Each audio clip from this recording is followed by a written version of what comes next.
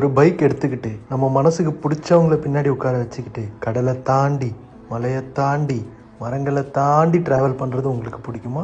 S, உங்களுக்காக தான் இந்த video. Welcome back to Vietnam series part 8.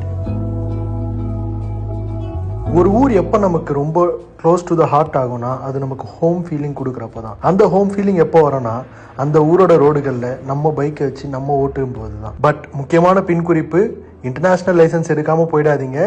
Police நம்ம ஊரை விட ரொம்ப மோசம். நாங்கள் பைக் எடுத்துகிட்டு நேராக கிளம்பி ஹைவான் பாஸ் ரைடுக்கு தான் போனோம். அந்த ஹைவான் பாஸ் ரைடு முடிச்சுட்டு அதுக்கப்புறம் சாண்ட்ரா மவுண்டனை கிராஸ் பண்ணி ஃபர்ஸ்ட் நாங்கள் ரீச் ஆன ஸ்பாட் தான் லேடி புத்தா.